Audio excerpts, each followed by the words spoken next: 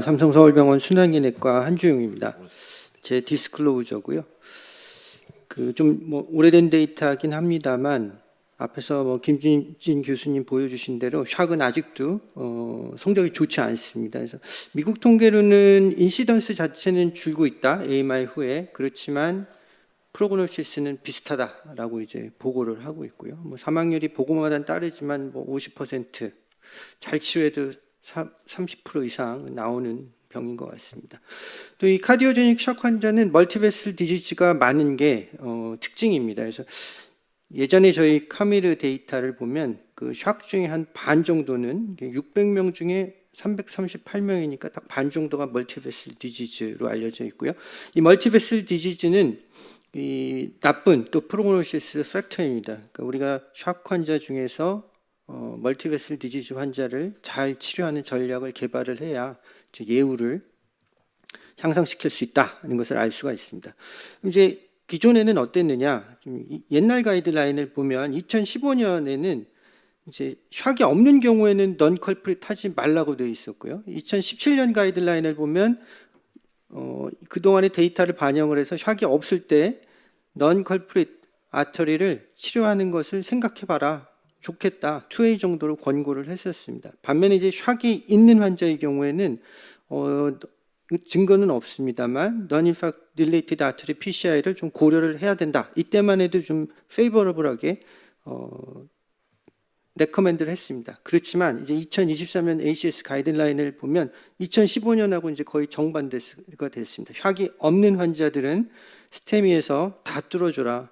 시기에 대해서는 이미디어트인지 딜레이든지 스테이지든지는 그건 시술자가 알아서 판단을 하라라고 되어 있고요. 넌스테미에서는 아직까지는 데이터가 많지는 않은 것 같고요. 샥이 있는 환자는 어떠냐? 이미디어 PCI에서는 인파ct 릴레이트 아터리만 해라. 예전 가이드라인하고 아주 정반대가 됐습니다. 그리고 클래스 1으로 아주 강력하게 권고를 하고 있고요. 그 다음에 이제 봐서 필요하면 스테이지드 CR을 해라라고, 이것도 비교적 권고 수준을 높이 클래스 2A로 하고 있습니다. 근데 과연 정말 이렇게 증거가 충분한지, 그리고 똑같은 심장병, 혈관병인데 샥이 있느냐 없느냐에 따라서 이렇게 치료 전략이 달라져야 되는지 저희가 더 생각은 좀 해봐야 될 것 같습니다. 이렇게 이제 그 가이드라인을 왕창 바꿔놓은 샥 멀티베슬 디지즈 인덱스 PCI 때는 컬프릿 온리만 해라라는 건 이제 컬프릿 샥 트라이얼 때문이죠. 사실 이거 하나밖에 렐러번트 스터디는 없습니다. 2017년에 NEJM에 퍼블리시 됐고, 이 가설 자체가 사실 그 당시로 보면 되게 좀 반대적인 개념으로 이 사람들은 테스트를 했습니다. 그래서 AMI, 샥, 멀티베슬 디지즈에서 컬프릿 온리 PCI를 한 것이 이미디엇 멀티베슬 PCI를 한 것보다 우월할 것이다 라는 가설을 증명을 하고자 했고요. 한 4년 동안 1075명 스크리닝해서 706명 랜덤을 했습니다. 사실 706명이 샥 환자에서는 굉장히 이제 모으기 어려운 숫자인데 잘 모았습니다. 1대1로 랜덤을 했고, 역시 연구는 잘 진행이 됐었고요.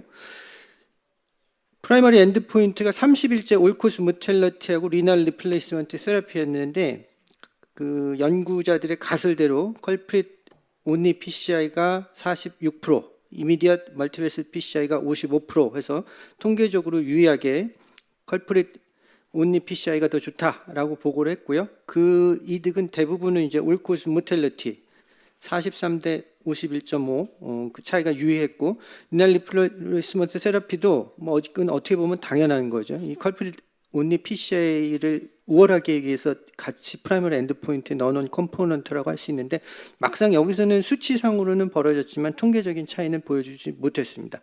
그래서 이 연구를 바탕으로 해서 AMI, 카디오제닉 샥, 멀티베슬일 때는 딴 거 하지 말고 그 원인되는 컬프릿 리전만 해라라고 이제 발표를 했고, 가이드라인이 이거를 수용을 해서 이제 오늘날의 이제 가이드라인의 이제 토대가 됐습니다.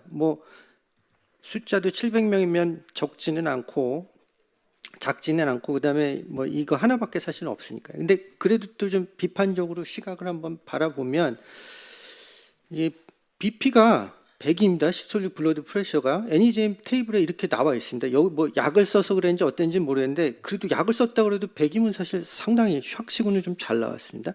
또 반면에 이제 CPR은 50%를 했더라고요. 그래서 CPR 한 환자는 상당히 많은데 막상 또 환자들의 그 프로파일을 보면은 그런가 하는 좀 갸우뚱하게 됩니다. 락테이트 레벨이 2 넘는 사람들이 한 3분의 2 정도고 이제 부록을 찾아보면 메디안은 한 5가 살짝 안 되는 것 같습니다. 그래서 아주 중증도가 또 높지는 않은 환자들이었다.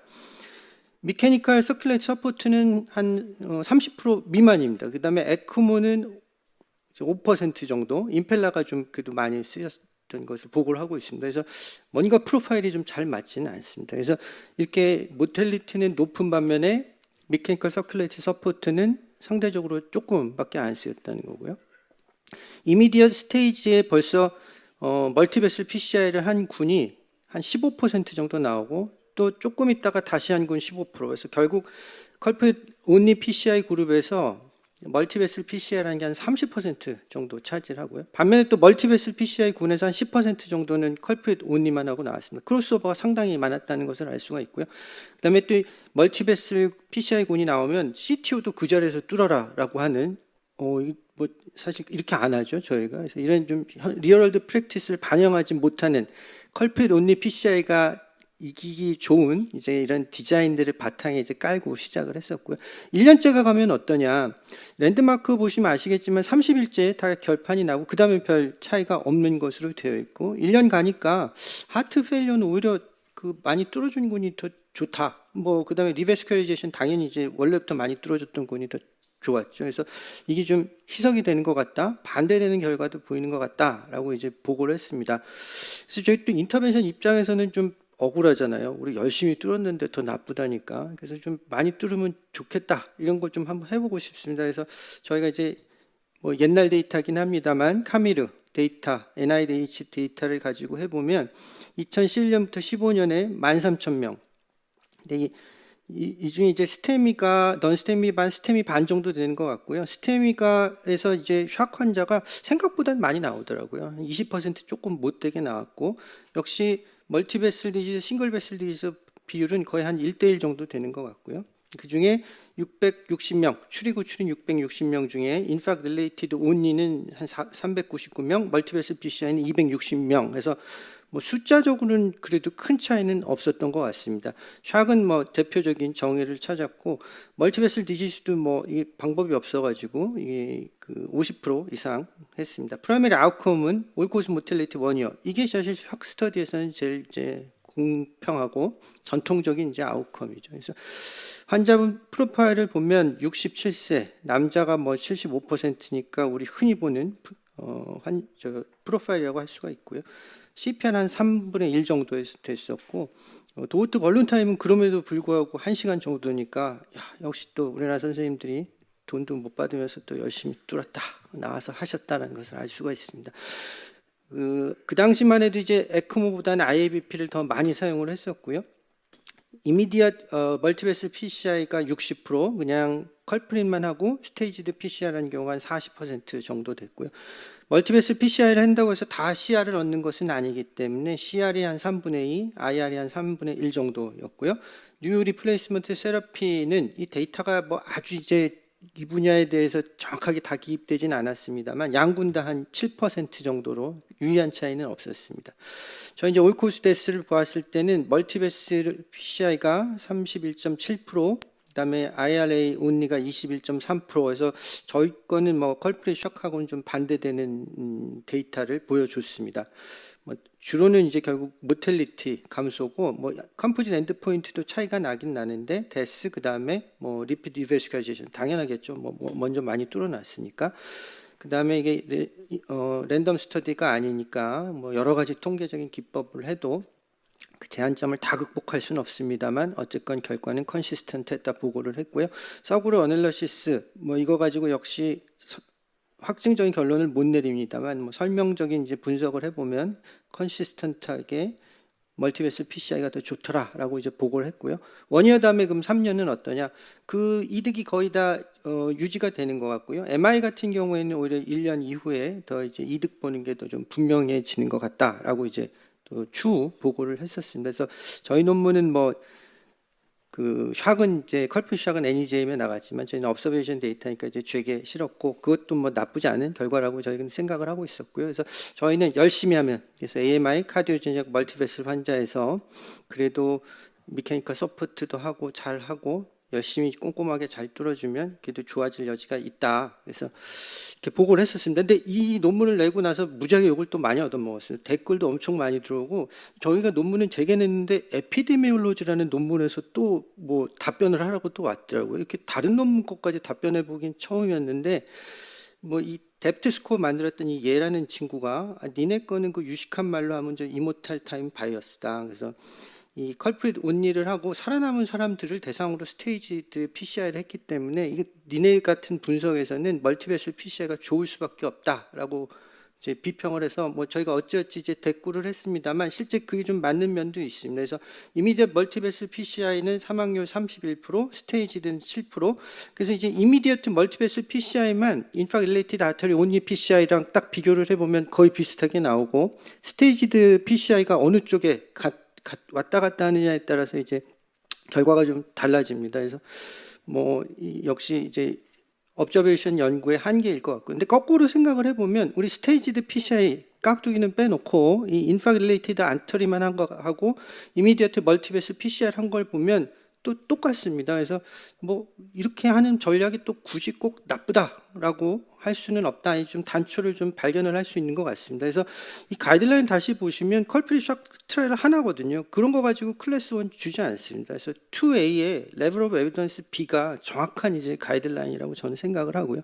그다음에 스테이지드 컴플릿 리베스카이제이션 이거는 사실 데이터가 거의 없거든요. 컬프릿 샥에서도 30% 정도만 결국은 이제 다른 넌 컬프릿 베슬의 PCI를 시행을 했기 때문에 뭐 그걸 가지고 2A를 주는 건 또 역시 무리. 제가 봤을 땐 2B 전문가 의견일 뿐이다. 그래서 가이드라인 아마 이 정도일 것 같고 그렇기 때문에 저희가 아마 더 연구를 해서 답변을 좀 줘야 될 것 같고요. 그 저희 병원 자체 그다음에 이제 저희 병원 중심으로 했던 스마트 레스큐 레지스트리를 보면 이건 이제 분석의 틀을 조금 더 달리했고 저희 병원 이제 양정훈 교수하고 최규용 교수가 주로 했었던 건데요.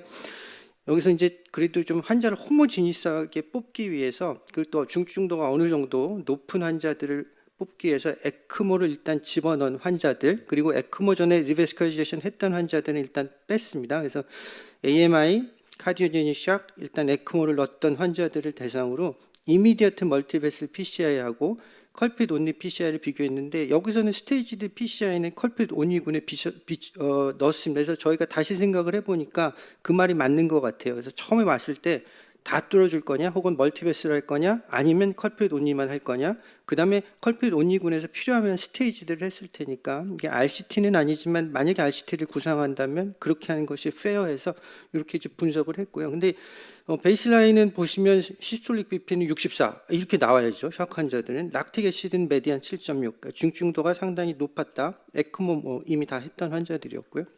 이렇게 봤을 때 삼실제 모텔리티는 저희 연구에서는 어쨌거나 멀티베슬 이미디어트 멀티베슬 PCI가 컬핏 온리 PCI보다는 더 사망률을 감소를 시켜줬고요.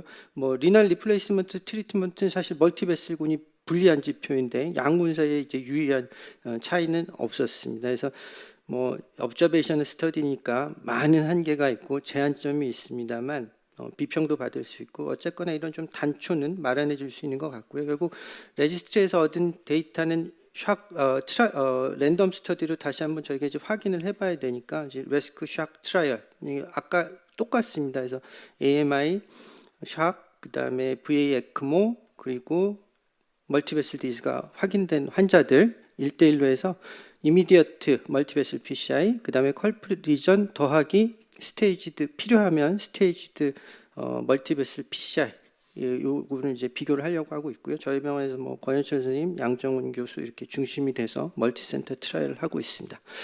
그래서 제 생각은 어떠냐? 사실 이게 오늘 타이밍에 대해서 물어보셨지만 너니팍 릴레이티드 아터리에서 할지 말지조차도 사실 저희가 답을 잘 제시를 못하는 거죠. 그렇지만 정리를 해보면 샥, 인파일레이티드 아터리, 컬플 리전 뚫는 거는 뭐 당연하겠죠. 그다음에 MCS를 모든 환자에 다 하는 건 좀 그렇지만 그래도 좀 로우 스레스홀드를 가지고 적극적으로 고려를 할 필요는 있을 것 같고요. 특히 익스피리언스 센터라면은 그 MCS가 돼 있고 퍼스널도 아주 지금 충분하다. 주관이고 의사, 간호사, 방사선도 다 있고 환자 나빠지면 달려올 사람들도 있고 제 컨디션도 좋다 그러면은 저는 이제 MCS 들어가 있는 상태에서 이미디어트 멀티베슬 PCI도 해볼 수 있을 거라고 생각이 되고요. 밤이고 제 컨디션도 나쁘고 딱 한 팀만 나와 있다 그러면 역시 인파릴레이티드 아터리만 하고 너인파릴레이티드 아터리는 봐서 나중에 하는 게 아마 더 합리적인 방법이라고 생각을 합니다. 경청해 주셔서 감사합니다.